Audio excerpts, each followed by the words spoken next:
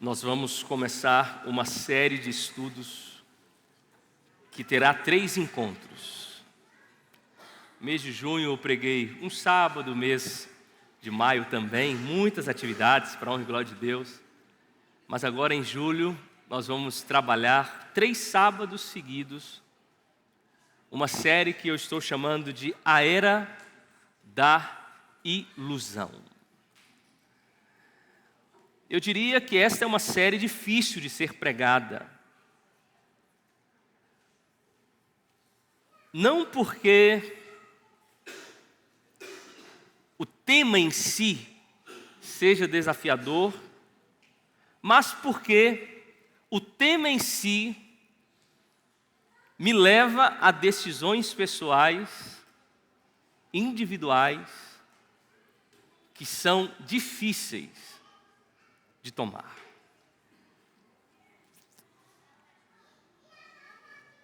E nós vamos trabalhar sobre isso. Hoje eu vou apresentar uma introdução. Na próxima semana nós vamos falar sobre a cultura da imoralidade. E no terceiro encontro a gente vai trabalhar um outro aspecto sobre a cultura da mente, a influência sobre a nossa mente. E claro, você quando talvez ouvir o tema de hoje, é normal, é natural que nós possamos reduzir o assunto a aspectos externos às vezes. Claro, aspectos externos envolve, mas eu quero te fazer um pedido. Quando trabalharmos todos os assuntos aqui nessa semana, nesses 3 sábados, que você olhe para você, ok? Evite, se vier algum pensamento, fulano precisava desse sermão, eu preciso desse sermão, ok? Combinado? Vamos trabalhar assim? Por que eu estou dizendo isso? Eu não sei se você se lembra, eu preguei há 2 anos atrás, até vamos voltar nesse assunto semana que vem, sobre o adultério. Lembra Jesus falando sobre o adultério? Quando Jesus aprofunda o assunto, a gente percebe que todos nós temos culpa no cartório, vamos usar essa expressão. É por isso que eu estou fazendo essa introdução bem detalhada, para que você possa olhar para você, ok? Ponto. A gente está vivendo, amigos, um tempo cada vez mais desafiador no que diz respeito à influência do pecado no mundo.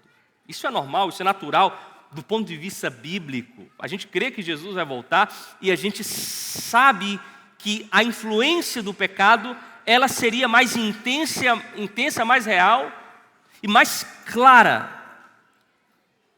Mas o que tem me assustado é que nós temos cada vez mais, e eu uso a palavra nós, sido moldados. Nós temos sido moldados pelo pecado, pela cultura, pelo mundo.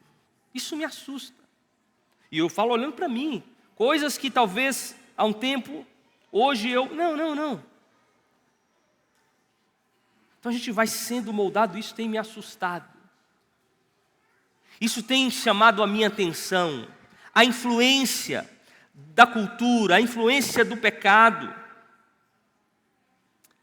E a gente tem uma natureza pecaminosa, eu sou pecador, você é pecador, nós temos desejos carnais, é natural essa influência, mas nós devemos reagir a essa influência. A influência do mundo, a influência da cultura. Eu trouxe aqui algumas citações, nós vamos, ao longo desses 3 encontros, usar algumas citações de alguns autores.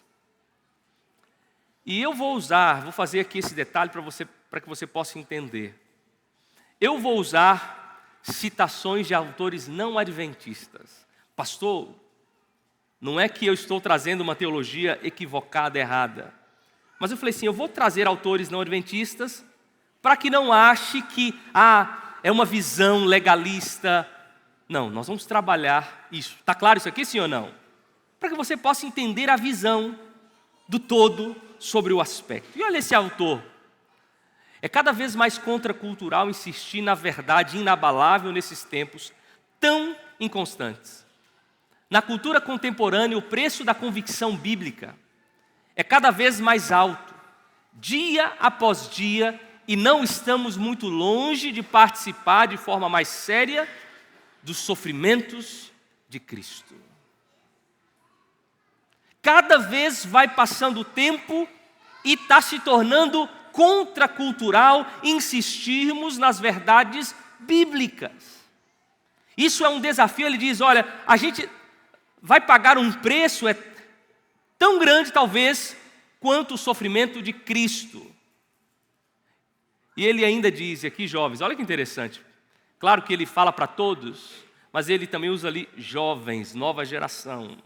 Você jovem que talvez esteja aí mexendo no seu celular, o seu celular agora para ler a Bíblia e para talvez tirar uma foto para suas reflexões. Precisamos de uma geração jovem e de pessoas dispostas a levar adiante uma confrontação amorosa, mas real, em oposição à mentalidade de constante acomodação às formas atuais do espírito do mundo que nos rodeiam, e em oposição à maneira pela qual parte significativa do evangelicalismo desenvolveu a mentalidade automática de se acomodar cada passo. Citações fortes que fundamentam esta minha preocupação. Obviamente, não estamos aqui falando de salvação pelas obras. Obviamente, nós seremos salvos pela graça de Cristo. Mas lembre-se, amigos, a mesma graça que justifica é a graça que é um poder que também nos transforma, que nos santifica. Uma graça que simplesmente a gente vende de forma barata, a gente está desmerecendo a ação e o poder de Cristo em nossa vida. Não somos nós, não é a nossa capacidade, mas é a ação de Cristo. Graça é poder. Deus não apenas nos concede perdão. Esse poder quer nos transformar cada dia mais à semelhança de Cristo. A graça de Deus é tanto o fundamento quanto o poder da nossa santificação. Em Cristo há perdão completo para o passado e poder transformador para o futuro. A gente precisa entender isso. E é sobre isso que a gente vai conversar. E eu quero aqui só falar algo mais. Nós vamos fundamentar tudo aqui na palavra de Deus. E é por isso que eu quero que você vá ao livro de 1 João, capítulo 2. Você pode abrir a sua Bíblia na primeira carta de João, a epístola de João, capítulo 2. Eu vou pedir que você permaneça com a sua Bíblia aberta, porque hoje nós vamos estudar o texto, amigos. Nós vamos estudar a palavra. Claro, nós fazemos isso todo santo sábado. Mas eu vou voltar ao texto aqui, eu vou falar algumas coisas do texto, vou ficar mais preso aqui à palavra de Deus, para que a gente possa ir conversando, para que a gente possa ir ouvindo a voz do Espírito Santo de Deus. Ouça a voz do Espírito Santo de Deus esta manhã. Diz assim: não ameis o mundo, nem as coisas que há no mundo. Se alguém amar o mundo, o amor do Pai não está nele. Porque tudo que há no mundo, a concupiscência da carne, a concupiscência dos olhos e a soberba da vida não procede do Pai, mas procede do mundo. O mundo passa, bem como a sua concupiscência. Aquele, porém, que faz a vontade de Deus, permanece eternamente. Olha aqui para mim. João aqui está chamando a nossa atenção. E a atenção, ela é simples, ela é direta. Ei, vocês não devem amar o quê? O mundo. Deus é amor, não é? A palavra de Deus diz que Deus ama a todos. Mas é curioso que a palavra de Deus fala de um amor que nós devemos não desenvolver, o amor para com o mundo.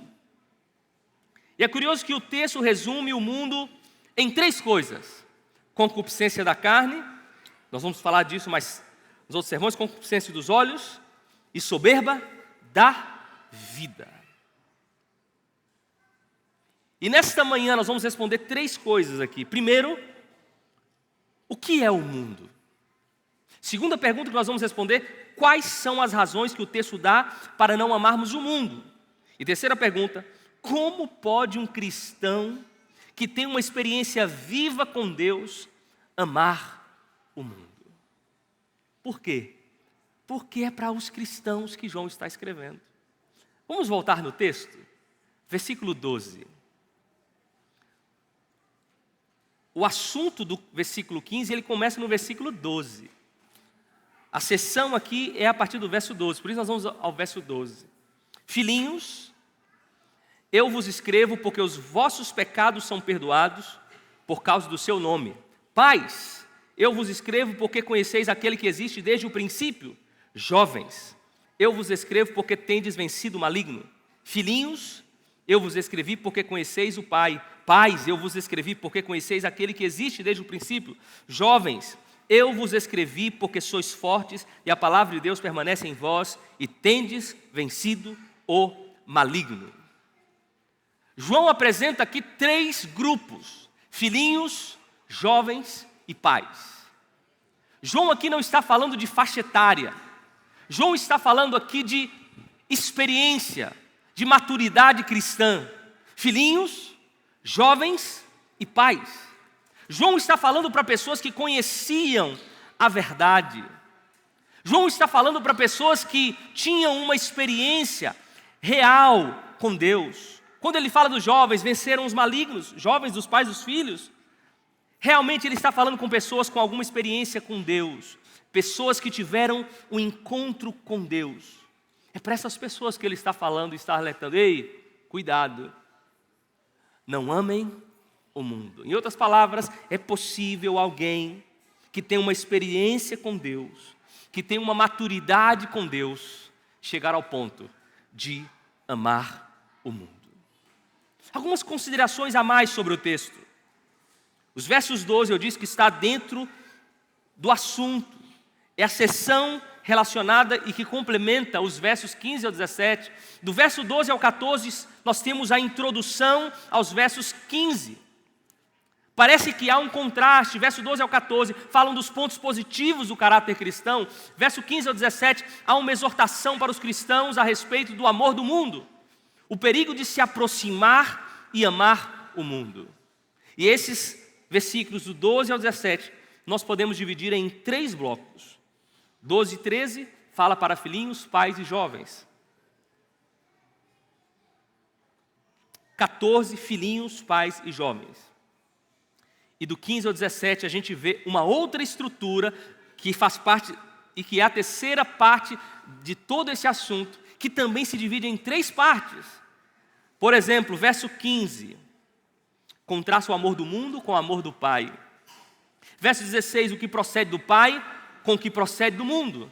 E verso 17, o mundo passa e quem obedece a Deus permanece eternamente. Esse é o texto. Essa é a estrutura do texto. Mas aqui vem uma pergunta: o que é o mundo, pastor? Estou sendo bem didático aqui com vocês hoje. O que é o mundo? O que João aqui quis dizer com o mundo? O que significa essa palavra mundo que João está colocando aqui no texto? Esta palavra, no grego, ela aparece em torno de 183 vezes no Novo Testamento. Só João usa essa palavra cerca de 103 vezes. Esta talvez seja uma das palavras preferidas do apóstolo João. E claro, essa palavra tem muitos significados, mas dentro do Evangelho de João, dentro das cartas de João, ela tem 3 significados. Primeiro, ele utiliza a palavra mundo se referindo ao universo criado, planeta, lugar onde estamos. Segundo significado, dentro do Evangelho e nas cartas de João, ele utiliza para se referir a pessoas que vivem no mundo. João 3,16, por exemplo. Mundo são as pessoas do mundo. E há um terceiro significado, que é o significado aqui de João 15 ao 17, para se referir a um sistema organizado, controlado pelo diabo, que vai contra Deus e seus filhos. E é nesse sentido que está sendo usado aqui. João está dizendo de um sistema, de uma estratégia utilizada por Satanás para destruir, para comprometer os filhos de Deus. E é interessante, se você olhar o texto, na minha leitura eu inclusive dei uma ênfase nisso, a palavra mundo ela se repete algumas vezes. Na Nova Versão Internacional ela repete 5. Na versão que a maioria de nós usamos, ela repete 6 vezes. A Bíblia, quando ela usa repetição, ela está chamando a nossa atenção. Então João, quando repete aqui a palavra mundo 6 vezes, amigos, ele está dizendo para mim e para você: ei, se atente a isso, não é brincadeira, existe um sistema organizado pelo diabo em oposição ao sistema da verdade, a Deus. Quando ele repete, ele está chamando a nossa atenção, ele está mostrando para nós que nós estamos vivendo num contexto cósmico, um grande conflito entre o bem e o mal, onde há forças que lutam, que desenvolvem estratégias para comprometer, para destruir os filhos de Deus. Quando João diz, não ameis o mundo, ele está dizendo para mim e para você, filho de Deus, que isso precisa ser levado a sério. Não é brincadeira. Ele está falando de um sistema preparado para atrair os filhos de Deus, para conquistar e para destruir.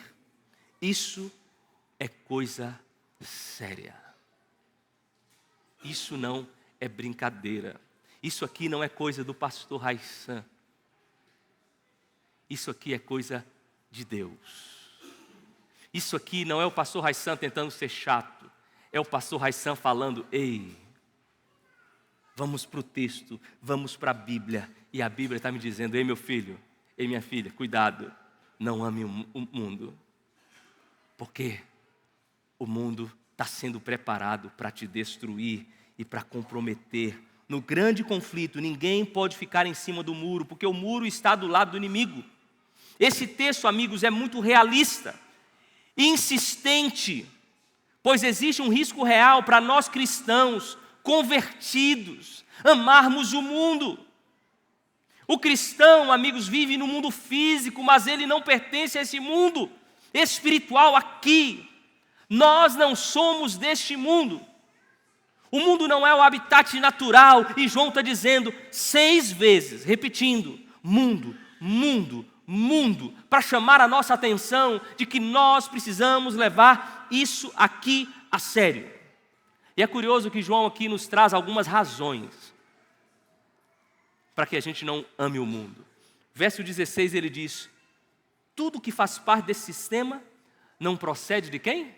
Do Pai. Essa é a primeira razão. O verso 16 diz para nós aí, não ameis o mundo, porque as coisas do mundo são pecaminosas e não vêm de Deus. E se não vem de Deus, não é coisa o quê? Boa.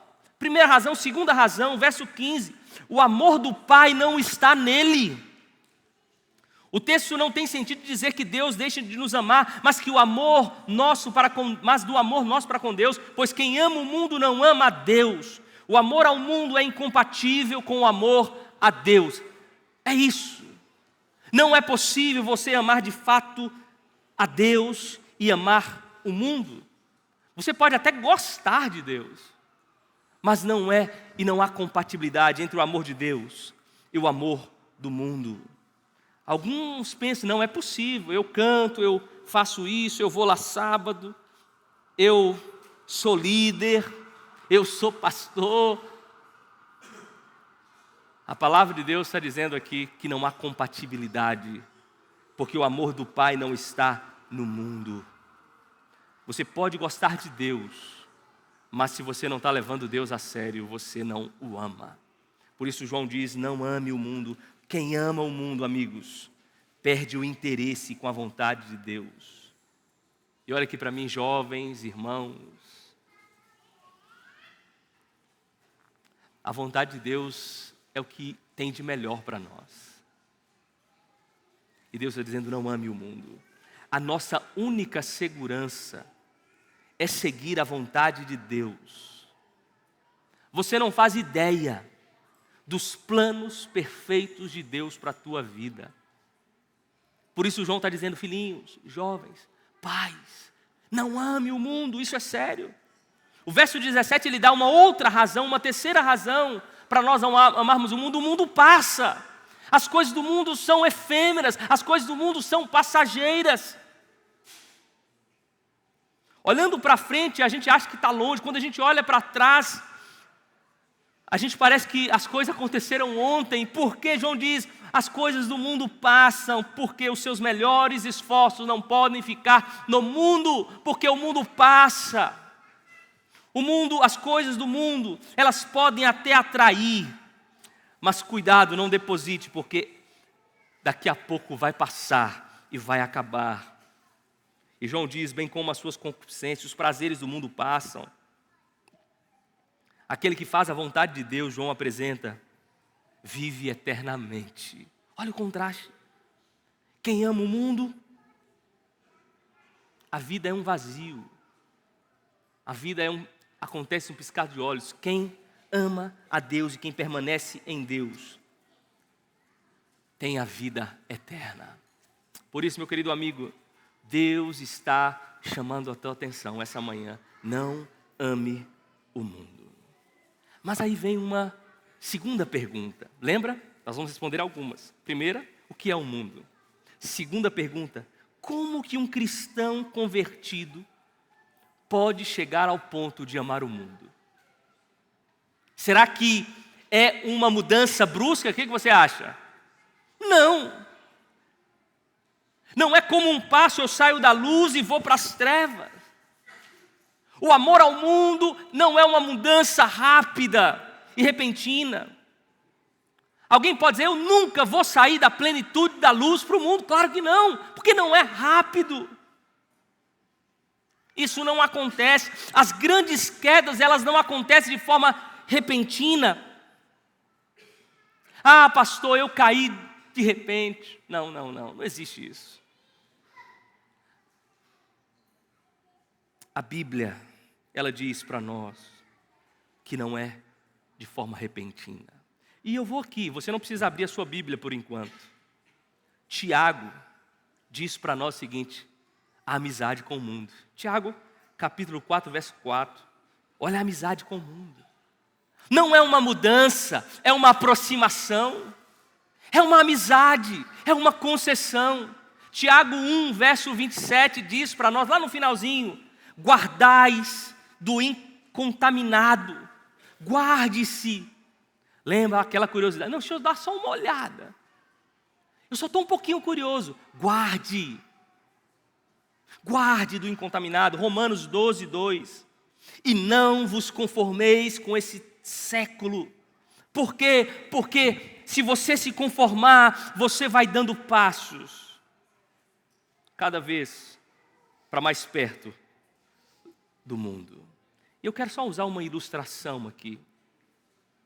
Imagina que aqui nós temos a luz. Aqui é luz completa. Lá no outro extremo nós temos as trevas. Você está na luz, lá está mais apagado. Então aqui é a luz e ali as trevas. Tá bom? Você está aqui na luz. Você não quer ir para as trevas. Não, eu quero viver na luz, eu vou andar na luz. Você não quer ir para as trevas. E você está certo, você não quer ir. Mas um dia você fala assim, isso aqui, não tem nada a ver. E de fato não tem nada a ver. E de fato às vezes nem é pecado. Você dá um passo, só um passo. Você deu um passo, fala, não, isso aqui não, nada a ver. Você deu outro passo. E você vai saindo da luz, e você vai no sentido do quê? Das trevas. Mas é algo bem interessante, porque entre a luz e as trevas tem um meio termo. Tem ou não tem? E eu vou dizer para você algo. Ninguém sai da luz para as trevas completas. E olha aqui para mim. Eu creio muitas vezes que o inimigo nem quer que a gente vá para as trevas completas. Ele quer que a gente fique onde? No meio. E a Bíblia até usa um termo bem comum, mornidão. A Bíblia usa, é o meio termo. É como aquele momento entre a tarde e a noite, você está viajando, você liga o farol não faz diferença. Esse é o meio. Você não quer sair da luz, mas você vai algumas concessões e muitas vezes nós temos um pensamento, uma pergunta, será que isso é pecado? A gente não tem essa ideia? Será que isso é pecado? E tem muita coisa que muitas vezes não é pecado assim. Mas muitas vezes vai abrindo portas e vai com pequenas concessões nos levando para as trevas. Na verdade, a gente às vezes quer perguntar se é pecado ou não para a gente aproveitar ao máximo, não é? Se a gente for a Jó, lembra de Jó? Homem íntegro e reto, temente a Deus, que desviava o quê? E quando você estuda o texto, Jó, ele queria fugir da possibilidade do pecado. Jó era mais ou menos assim, ei, isso aqui não é pecado, mas isso tem uma possibilidade de me levar a pecar? Então eu vou evitar. É isso que Jó está dizendo. Então o cristão, e quando a gente olha como que o cristão, pastor, chega ao ponto de amar o mundo, são com pequenas concessões, é com uma amizade, é um passo pequeno na direção do mundo. Começa a perder a sensibilidade espiritual, aí as coisas vão ficando normais. Não, nada a ver. Pequenas concessões. Eu quero sim agora que você vá à Bíblia, Gênesis 13. A gente já está concluindo. Gênesis 13. Nós temos um exemplo e uma ilustração perfeita. Gênesis 13, verso 10. Ló.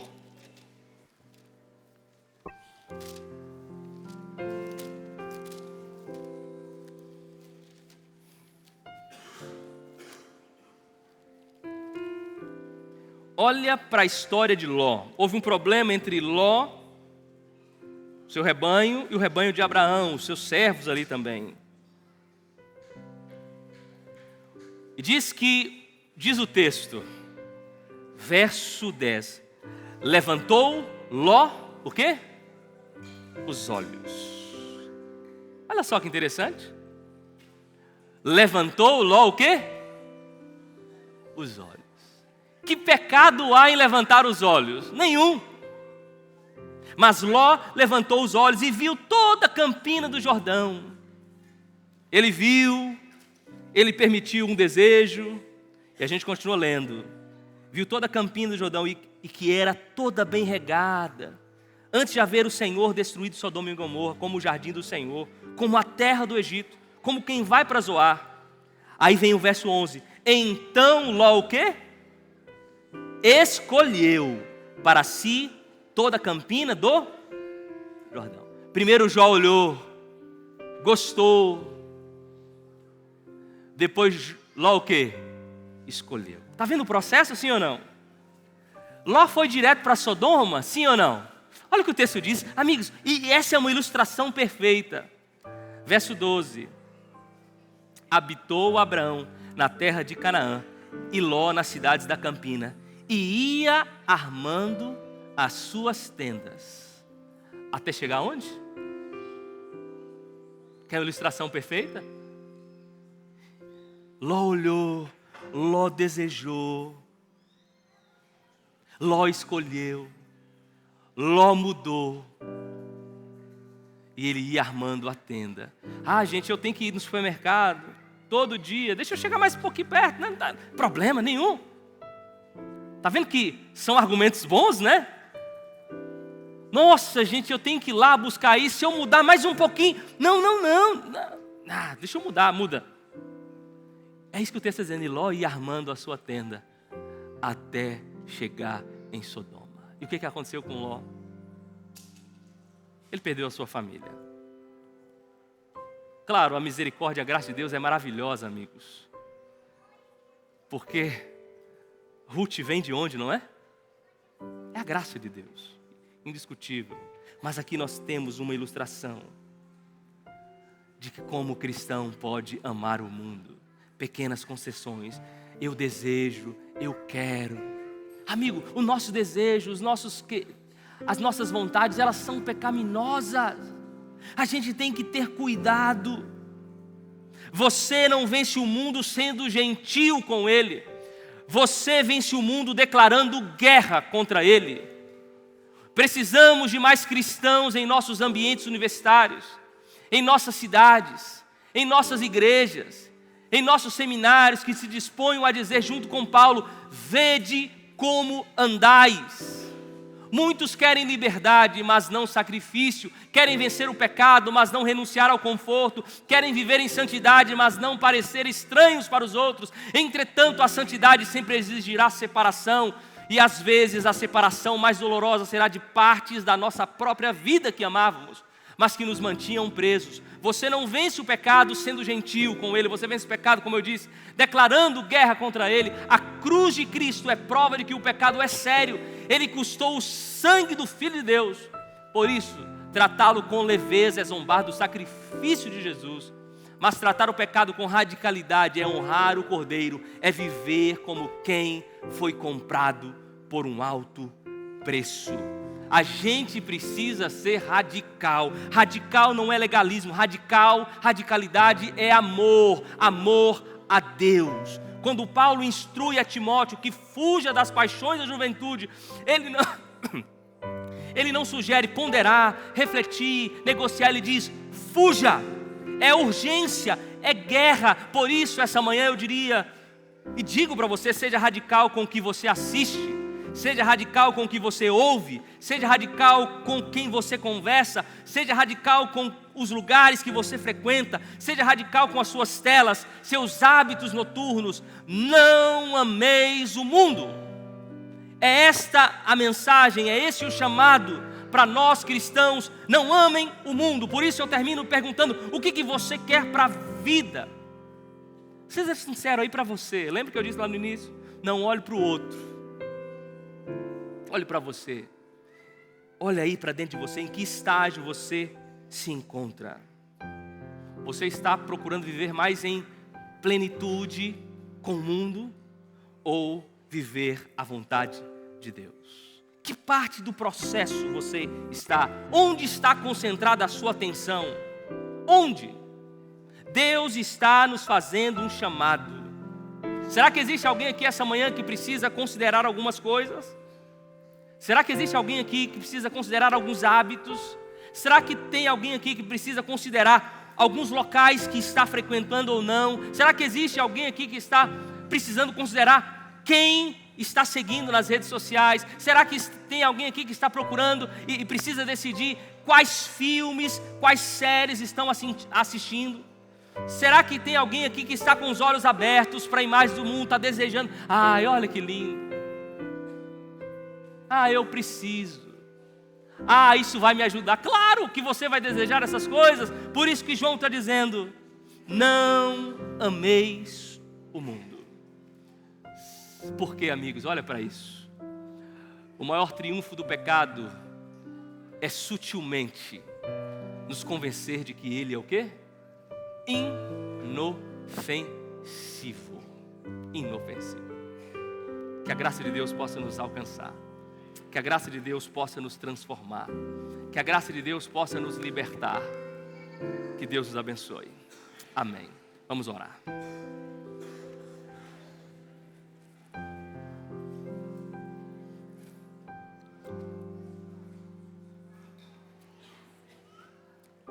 Querido Deus, Pai Santo que estás nos céus, obrigado pelo privilégio de estarmos na Tua presença. Obrigado, Senhor, porque temos a Tua palavra, que não hesita em nos direcionar como cristãos, como indivíduos. E nesta manhã nós aprendemos na Tua palavra que existe um sistema diabólico preparado para atrair e destruir os filhos de Deus. Nós aprendemos que é possível alguém estar na luz, ser um cristão e ser atraído pelo mundo. Ó Senhor, que o Teu Santo Espírito possa nos incomodar, a ajustar, a evitar e a ir diretamente para a luz. Não podemos negociar com as trevas. Não podemos amar o mundo e a Deus. Não podemos. Por quê? Porque essas coisas não são abençoadas por Ti. Nelas o Senhor não está. Elas são passageiras. Por isso, Deus, que cada pessoa possa ter ouvido a Tua voz nessa manhã. Aqui não foi falado opinião humana, mas opinião bíblica. Cuide de nós, restaure a nossa vida, restaure a nossa igreja. É o que nós oramos no nome de Jesus. Amém. Que Deus te abençoe. Feliz sábado a todos.